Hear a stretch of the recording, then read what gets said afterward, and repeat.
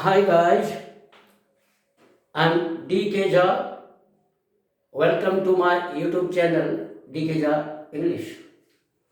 आज इस वीडियो में, इस क्लास में हम लोग पढ़ेंगे कॉम्प्लेक्स सेंटेंस के बारे में। इससे पहले लगातार 4 वीडियोज डाले गए हैं क्लॉज पर। क्लॉज क्या है, क्लॉज कितने प्रकार के होते हैं, फिर फ्रेज की भी चर्चा हुई, क्लॉज और फ्रेज में क्या फर्क है, और क्लॉज के आधार पर जो सेंटेंसेज होते हैं उसके बारे में भी जाना।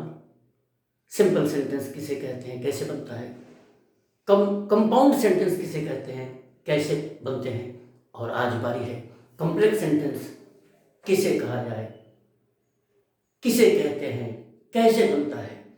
तो सेंटेंस कॉम्प्लेक्स नाम से स्पष्ट है, कॉम्प्लेक्स जटिल, यानी आज आप अंग्रेजी के उन वाक्यों के बारे में जानकारी लेंगे जो कठिन से कठिन होते हैं, कठिनतम होते हैं, जटिलतम होते हैं, जटिल। इससे जटिल सेंटेंसेस नहीं बनते अंग्रेजी में। तो चलिए शुरू करते हैं कॉम्प्लेक्स सेंटेंस। तो कॉम्प्लेक्स सेंटेंस बनने के लिए किसकी आवश्यकता है? तो सबसे पहले तो एक से अधिक क्लॉजेज हो, और एक से अधिक क्लॉजेज के लिए एक से अधिक फाइनाइट। मैंने पहले कर रखा, जितने फाइनाइट उतने क्लॉजेज, संक्षेप में याद रखने के लिए, ठीक है। तो एक से अधिक क्लॉजेज हो जो किसी न किसी सब ऑर्डिनेटिंग कंजंक्शन या रिलेटिव प्रोनाउन या रिलेटिव एडवर्ब से जुड़े हों। ध्यान रखना है कि रिलेटिव प्रोनाउन कभी कभी कंपाउंड सेंटेंस भी बनाते हैं, यानी कभी कभी रिलेटिव प्रोनाउन कोऑर्डिनेटिंग कंजंक्शन की तरह काम कर बैठते हैं। है तो रिलेटिव प्रोनाउन, लेकिन वो कंटिन्यूटिव सेंस में रहता है। तो छोड़िए उसको, चलते हैं सबऑर्डिनेटिंग कंजंक्शंस। तो मैं सुना देता हूं आपको जल्दी से कौन कौन से सबऑर्डिनेटिंग कंजंक्शंस हैं, जिसकी जानकारी या कहें कि उनको मैं अपने डिस्क्रिप्शन बॉक्स में डाल दूंगा, आप वहां देख सकते हो। अभी खाली सुना देते हैं, सुन लीजिए, क्योंकि बोर्ड भी छोटा है, हाथ से लिखना पड़ता है, चौक से लिखते हैं, बहुत जगह भी ले लेगा और समय भी ले लेगा, बोरिंग भी हो जाएगा। तो जल्दी करते हैं। दैट, यस, दैट कंजंक्शन भी है, दैट रिलेटिव प्रोनाउन भी है। That, so that, if, as if, as though, even if, because, since, as के बारे में सुन लीजिए। as रिलेटिव प्रोनाउन भी है, रिलेटिव प्रोनाउन भी है, ये कंजंक्शन भी है और रिलेटिव एडवर्ब भी है। as, then, then, then, however, मैं पिछले क्लास में कहा था however दोनों है, कितना भी कर सके तो सबऑर्डिनेटिंग कंजंक्शन है। चलिए, unless, until, whether, provided that, इस तरह और भी कई हो सकते हैं जो although, ये सभी सबऑर्डिनेटिंग कंजंक्शंस हैं। इसके अलावा relative adverb why, when, where, फिर relative pronoun who, which, that, as, but, what। लेकिन इनमें से कुछ और कभी कभी कंटिन्यूटिव सेंस में भी होते हैं और डिफाइनिंग सेंस में भी होते हैं। जब ये डिफाइनिंग सेंस में रहेंगे तो कॉम्प्लेक्स सेंटेंस बनेगा। चलिए अब आप शुरू करते हैं, इसको डिफाइन कर लेते हैं क्या है कॉम्प्लेक्स सेंटेंस। तो अभी तक आपको जानकारी है कि सेंटेंस चाहे कंपाउंड हो या कॉम्प्लेक्स, एक न एक स्वतंत्र क्लॉज चाहिए ही चाहिए, इंडिपेंडेंट क्लॉज। बगैर इंडिपेंडेंट क्लॉज के ना तो कंपाउंड हो सकता है ना कॉम्प्लेक्स सेंटेंस हो सकता है। एक से अधिक अगर डिपेंडेंट सेंटेंसेस हैं तो वो सेंटेंस नहीं बना, तो सॉरी, एक से अधिक इंडिपेंडेंट, एक से अधिक डिपेंडेंट क्लॉजेस हैं तो सेंटेंस नहीं बना सकता, क्योंकि डिपेंडेंट जो आश्रित है वो लंगड़ा है।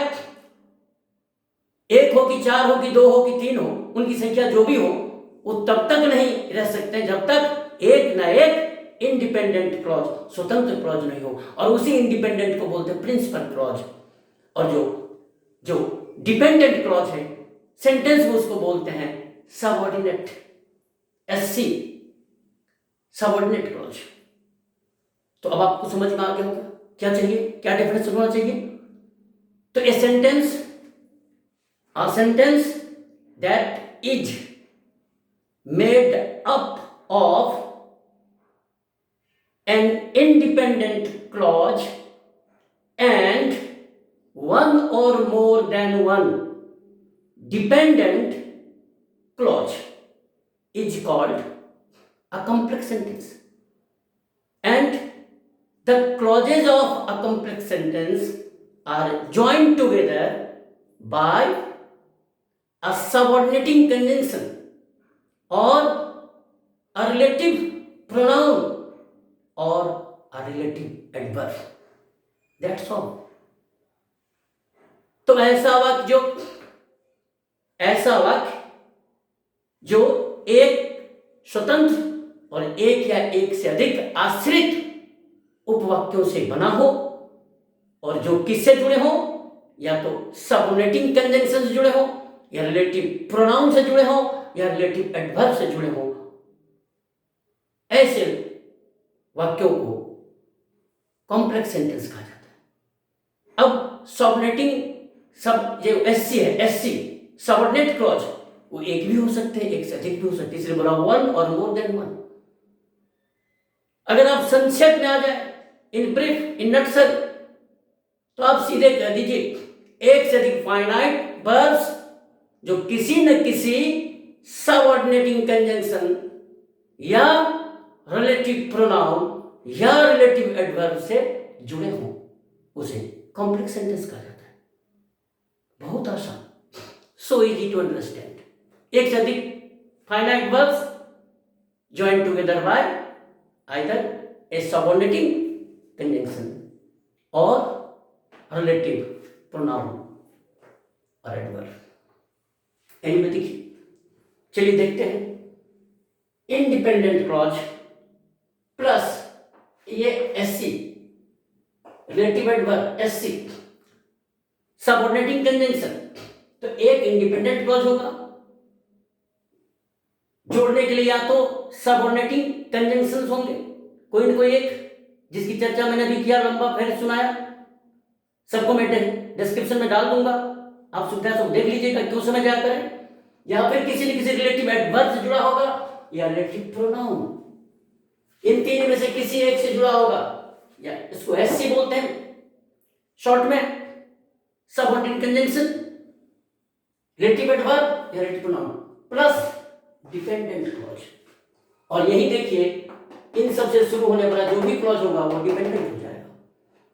सबऑर्डिनेट कंजंक्शन के बाद जो क्लॉज है डिपेंडेंट यानी सबऑर्डिनेट क्लॉज, रिलेटिव एडवर्ब से रिलेटिव प्रोनाउन से जुड़ा है, उससे शुरू होने वाला जो भी क्लॉज होगा वो एससी कहलाएगा। और पीसी प्लस एससी, शॉर्ट में आप कह सकते हो PC plus SC is equal to complex sentence. लेकिन एससी बनेगा कब? जब वो सबऑर्डिनेटिंग कंजंक्शन से जुड़ा हो, या रिलेटिव प्रोनाउन से जुड़ा हो, या रिलेटिव एडवर्ब से जुड़ा हो। लेकिन प्रोनाउन में बार बार कहता हूं कि कभी कभी कुछ प्रोनाउन का प्रयोग हम कंज्यूगेटिव सेंस में करते हैं, तब वो कंपाउंड सेंटेंस बनाता है, तब वो दोनों डिपेंडेंट नहीं, दोनों इंडिपेंडेंट क्लॉजेस होते हैं।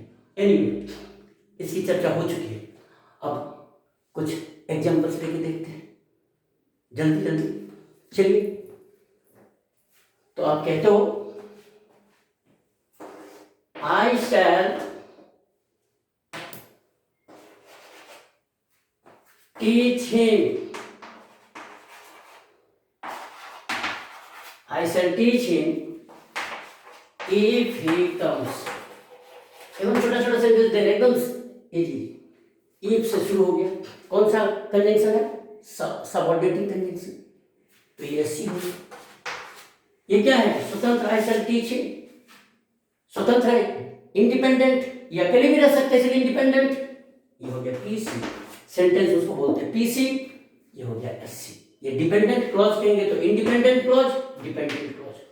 Sentence is complex joined by a subordinating conjunction if.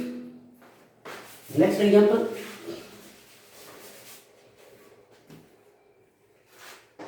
go where you like, कहते जाओ जहां तुम पसंद करते हो, जहां तुम्हारी मर्जी। ये गो फाइनाइट है, यानी यहाँ यू छुपा है, यू गो इंपेरेटिव सेंटेंस है, V1 से शुरू हुआ है, V1 फाइनाइट है। यहां आप चाहते हैं सब्जेक्ट समझ सकते हो, you go where you like. Go एक फाइनाइट, एक क्लॉज, ये कौन सा क्लॉज हो गया? पीसी, क्योंकि स्वतंत्र है। वेयर से जुड़ा है, देखिए रिलेटिव एडवर्ब। यू लाइक ये डिपेंडेंट क्लॉज, आश्रित, यानी SC. PC plus SC joined together by relative adverb. Where? Next example.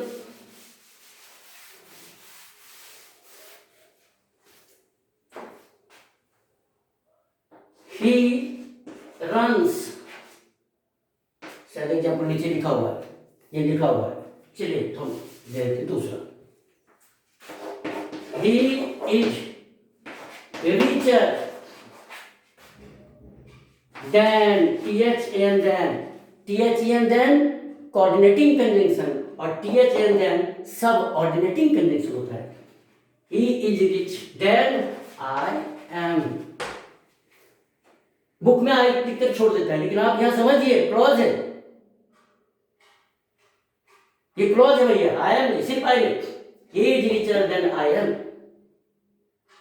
एक क्लॉज, ही इज रिचर, एक क्लॉज, ये प्रिंसिपल क्लॉज स्वतंत्र है, इसमें पीसी। देन से जुड़ा है सबऑर्डिनेटिंग कंजंक्शन, इसे शुरू वाला एससी। Sentence is complex. चलिए, since I am ill, since I am ill, I can't teach you। ये सेंटेंस पहले भी मिला होगा आपको, लेकिन रीजन बता रहा है। since I am ill, I can't teach you।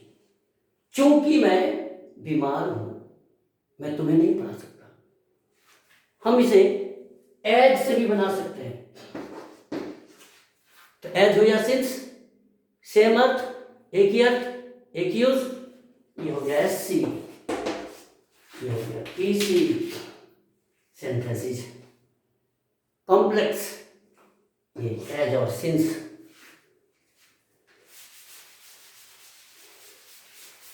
चलिए देखिए एज को फिर देखते हैं दूसरा। ही इट्स, वो खाता है। As the dog does, he eats as the dog does। वो खाता है जैसे कुत्ता खाता है। ये डज का मतलब करना नहीं, के रिपीटेशन को रोकने के लिए डज। आप ऐसे नहीं लिख सकते, he eats as the dog eats। ये एज कंजंक्शन है,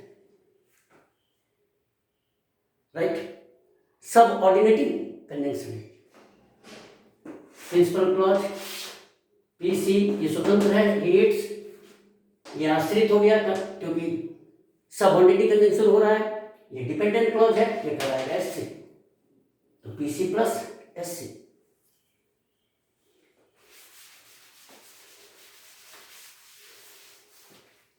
तो देख रहे हैं आप, इफ का देखा, व्हेन का देख लिया, व्हेन का भी देख लीजिए एक और। We play when they come. We play principal clause, ये स्वतंत्र है, इंडिपेंडेंट। व्हेन से जोड़ा, दे कम एक क्लॉज, ये क्लॉज ये हो गया। व्हेन से शुरू हो रहा है, हम लोग खेलते हैं जब वो आते हैं। Sentence is complex. कुछ नहीं है, चार्ट है, समझना है, कंडेंसर समझ लीजिए। कुछ एग्जांपल और ले लेते हैं, अब रिलेटिव प्रोनाउन को देखते हैं कैसे कैसे। चलिए, कहता the girl whom you love, the girl whom you love is mad। ये whom you love देखिए गौर करके, ये रिलेटिव प्रोनाउन यहाँ कैसे डिफाइनिंग सेंस में आया है। whom रिलेटिव प्रोनाउन है, ऑब्जेक्टिव केस में है, जो डिफाइनिंग सेंस में है, इससे शुरू होना सेंटेंस एससी कहलाएगा। और क्लॉज जब देखेंगे तो फिर कितने प्रकार के एससी होते हैं। एससी नाउन क्लॉज होते हैं, एससी एडजेक्टिव क्लॉज का काम करते हैं, एससी एडवर्ब क्लॉज का काम करता है। यहां ये एडजेक्टिव क्लॉज है। चलिए इसकी जानकारी एक अलग से बनाएंगे, उसमें दे देंगे। तो अभी तो आपने देखा दो तरह के क्लॉज, इंडिपेंडेंट और डिपेंडेंट। अब डिपेंडेंट जो एससी होता है वो तीन के काम करते हैं। नाउन का काम करे तो नाउन क्लॉज, एडजेक्टिव का काम करे तो एडजेक्टिव क्लॉज, और एडवर्ब का काम करे तो एडवर्ब क्लॉज। चलिए, the girl whom you love is mad, इसका देखिए कैसे होगा। द गर्ल इज मैड, ये पीसी हो गया, principal clause. The girl is mad, यहां से यहां प्रिंसिपल क्लॉज।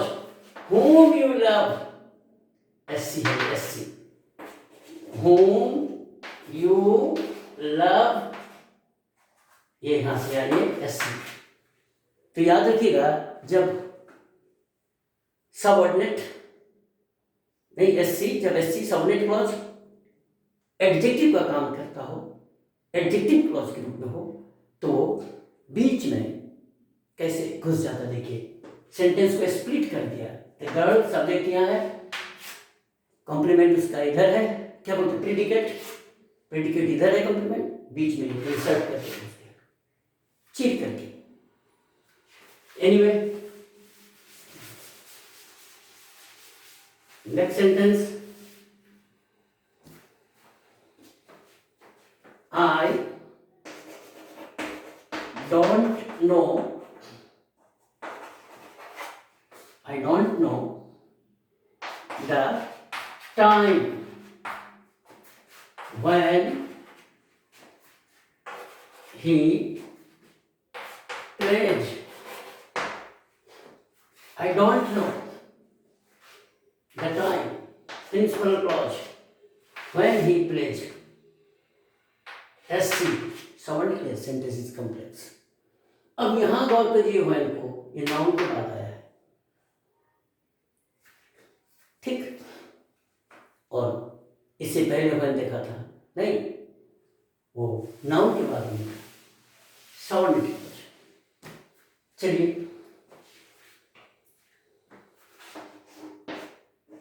एक और देख लेते हैं। This is the place where I live. This is the place where I live, इसको भी देखिए प्लेस नाउन यूज किया है, ठीक है। कहते यही जगह है जहां मैं ठहरता हूं।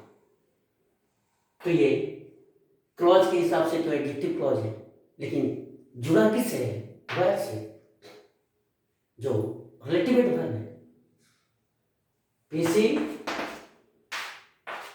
Relative adverb, I live, SC, sentence is complex.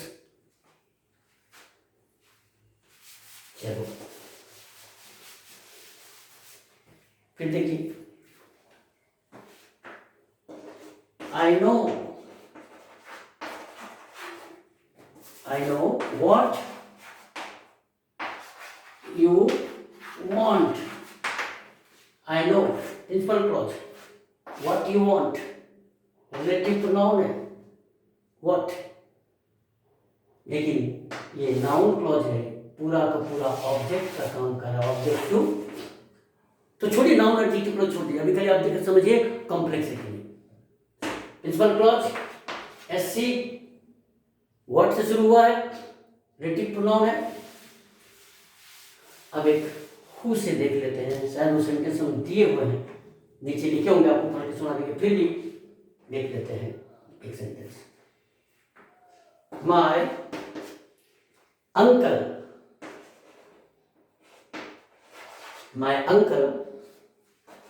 Who is a doctor lives in London।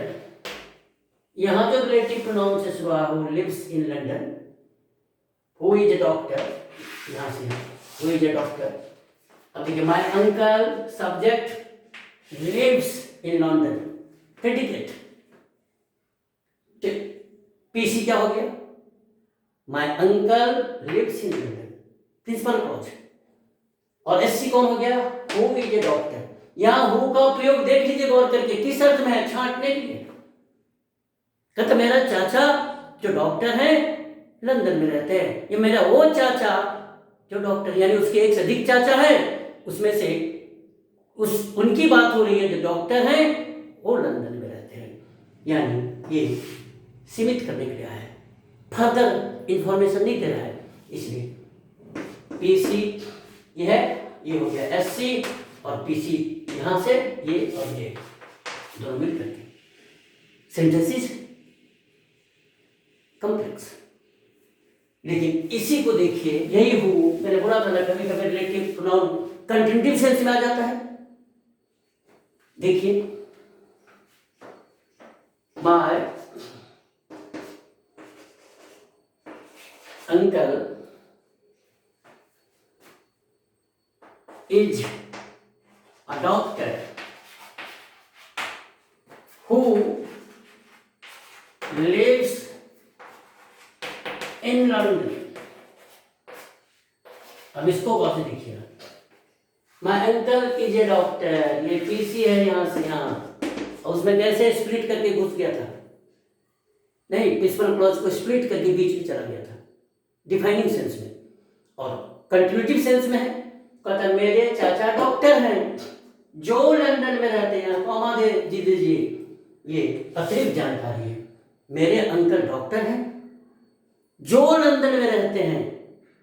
इससे ये नहीं पता चलता उसके बहुत चाचा हैं, नो, पहले कहते मेरा चाचा डॉक्टर है और आगे की इंफॉर्मेशन लंदन में रहते हैं।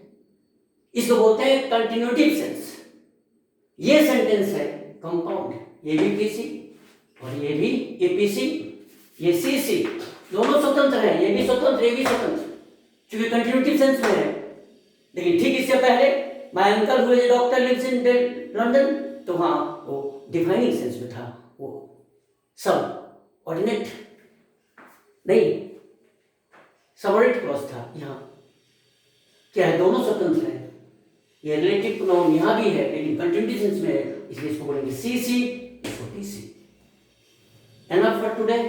अब कुछ सेंटेंसेस में ऐसी, इसका अंत नहीं है, जितना बोलोगे उतना सेंटेंसेस का एग्जांपल दे देंगे, लेकिन काफी है। कुछ सेंटेंसेस मैंने लिख के रखा आपकी सुविधा के लिए, मेरे लिए कोई दिक्कत नहीं है, सिर्फ पढ़ के सुना देते हैं और आप देखिए कैसे कैसे। पहला, he felt that he had committed a blunder। चलिए इसका हम दिखा देते हैं। he felt एक क्लॉज, इंडिपेंडेंट क्लॉज, स्वतंत्र, इसको बोलेंगे PC. that he had committed, ये that से जुड़ा है, key. Now the teacher says that is no. So he felt that he had committed a blunder. So he had committed a blunder. ये SC, ये PC joined together by that, a subordinating conjunction, sentence is complex. दूसरा, you should go to bed. You should go to bed because you are tired. ये देखिए कारण बता रहा है. कारण के लिए अभी भी देख रहे थे एज और सिंस भी था, लेकिन वो पहले आके कारण बता रहा था, बिकॉज बाद में आके बता रहा था. ये भी पिछले क्लास में कहता गया है, ध्यान रखिए. कहता तुम थके हुए हो नहीं, इसलिए तुम्हें सो जाना चाहिए. नहीं, तुम्हें सो जाना चाहिए, तुम्हें सोना चाहिए. गो टू बेड मैंने सोना चाहिए, क्योंकि तुम थके हुए हो. कारण तो ये देखिए, you should go to bed principal clause, ये स्वतंत्र है इसलिए प्रिंसिपल क्लॉज हो गया. दिक्कत से शुरू होने वाला एससी होता है, इसलिए पीसी और ये एससी, सेंटेंस इज कॉम्प्लेक्स. तीसरा सेंटेंस, आई डाउट, मुझे संदेह है. याद रखिएगा, doubt. I doubt weather he has money. कहता मुझे शंका होता है, मुझे संदेह होता है कि उसके पास पैसे हैं, यानी शायद उसको पैसे नहीं है. यहां जो वेदर है ये की का अर्थ रखता है, ठीक है. Doubt, don't know, not sure, ये जितने भी यहां ये जो वर्ब है ये संदेहास्पद होगा. इसके बाद वेदर कंजंक्शन के रूप में आता है, लेकिन उसका अर्थ होता है की, दैट इक्विवेलेंट है. तो मुझे संदेह है कि उसके पास पैसे हैं. संदेह, ये I doubt PC, weather he has money SC, sentence is complex. He can recover soon, provided he stops drinking. कहते he can recover soon, इस पर क्लॉज, वो जल्दी ठीक हो सकता है, वो शीघ्र ठीक हो सकता है. बीमारी से ठीक नहीं, रिकवर बीमारी से ठीक होना, वो शीघ्र बीमारी से ठीक हो सकता है, बशर्ते. यहाँ प्रोवाइडेड दैट भी लिख सकते हो, provided that he stops drinking, बशर्ते वो पीना छोड़ दे. पीना मीन्स शराब पीना छोड़ दे, तो जल्दी ठीक हो सकता है बीमारी से, पुनः जल्दी ठीक हो सकता है यदि वह नहीं शराब पीना छोड़ दे. तो चलिए, he can recover PC, provided soon as SC, sentence is complex. I don't know, मुझे नहीं मालूम.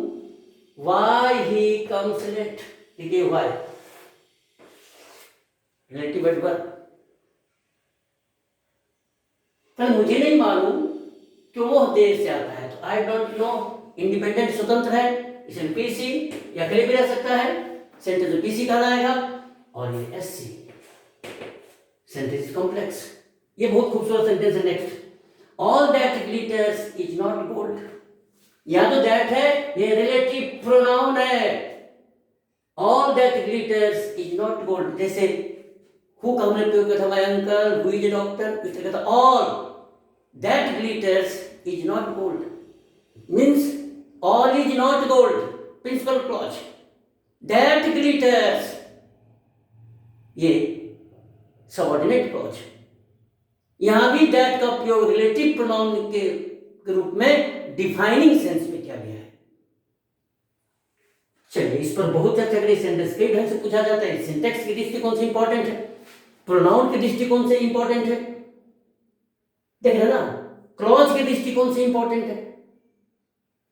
सेंटेंस कंपाउंड है कि कॉम्प्लेक्स इसलिए भी है. और all that glitters is not gold, यहाँ इज देखिए, और के लिए इज, ये और है लेकिन इसके लिए वर्ब है इज. तो जब भैया और का प्रयोग वस्तु के लिए किया जाता है सिंगुलर होता है, और व्यक्ति के कहते प्लूरल होता है. एनीवे, बहुत पढ़ाई बाकी है, खूब बढ़िया से पढ़ते रहिए. क्वालिटी में कोई कंप्रोमाइज नहीं होगी, कंटेंट की क्वालिटी में. वीडियो बनाने की कोई क्वालिटी नहीं है, मोबाइल टंगा हुआ बन रहा है. यस, चलिए. तो आई और इससे कैसे करेंगे, तो ऑल सब्जेक्ट है, is not gold predicate principal clause, that glitters SC। देखिए फाइनाइट देख लीजिए, ऑल, एक तो ग्रेटर फाइनाइट, दूसरा ईच, एक से अधिक फाइनाइट, या तो सबऑर्डिनेट कंजंक्शन जुड़े हो या रिलेटिव प्रोनाउन से डिफाइनिंग सेंस में या रिलेटिव एडवर्ब से स्पष्ट सेंटेंस कॉम्प्लेक्स। लास्ट नहीं, next, such man, Indian man as shirk work can't get success. यहां भी देखिए रिलेटिव प्रोनाउन है, ये भी relative pronoun as. Relative pronoun कौन कौन होते हैं? Who, which, that, as, but, what. कहते हैं सच मैन, इंडियन मैन, ऐसे लोग, एज ये रिलेटिव प्रोनाउन है, ऐसे लोग जो, या एज का अर्थ है जो, ऐसे लोग जो सर्क वर्क काम को टालते हैं, काम से भागते हैं, काम चोरी करते हैं। अब ऑफिस में काम नहीं कर पाते, काम से भागते हैं, तो ऐसे लोग जो काम से भागते हैं कांट गेट सक्सेस। अब देख लीजिए यहां से यहां SC है, इसमें कोई कॉमा तोमा नहीं है। अगर ये कंट्रीब्यूटिव सेंस में होता तो कॉमा होता। ये देखिए फिर सब्जेक्ट बीच में इंसर्ट हो गया, तो ऐसे लोग, इसका कैसे होगा? Such man get success. यहां से यहां ये है principal clause, as shirk work. ठीक है, तो such man can't get success as shirk work. एक सर्क हो गया फाइनाइट और कैन हो गया फाइनाइट, दो फाइनाइट। प्रिंसिपल क्लॉज कहां से होगा? तो such man can't get success, ऐसे लोग सफलता नहीं पा सकते। प्रिंसिपल क्लॉज, जो अपने काम से भागते हैं, काम को टालते हैं, काम से जी चुकाते हैं। लास्ट, यस बोलो, नेक्स्ट सेंटेंस में लिख रहा था डिग्री का, he runs faster than I do. He runs faster than I do, he runs faster, ये principal clause. Then I do, हम लोग आई पर छोड़ देते हैं, जैसे बोले थे ना, he is richer than I am, लिखने में हम लोग एम छोड़ देते हैं। देना चाहिए, दो क्लॉजेज हैं, ये हो गया PC, देन के बाद SC, I subject, do finite, finite देख लीजिए, एक रन्स फाइनाइट, यहाँ do finite, V1, that's all.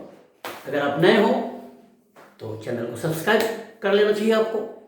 अगर आप जानकारी चाहते हैं, अगर आपको पढ़ना लिखना है, क्योंकि सभी लोग पढ़ते लिखते नहीं है, कुछ लोग दिन काटते हैं, कुछ लोग डिग्री इकट्ठा करने में लगे हैं, लेकिन अल्टीमेटली नॉलेज पेज, ज्ञान ही आपको जो कुछ देगा देगा।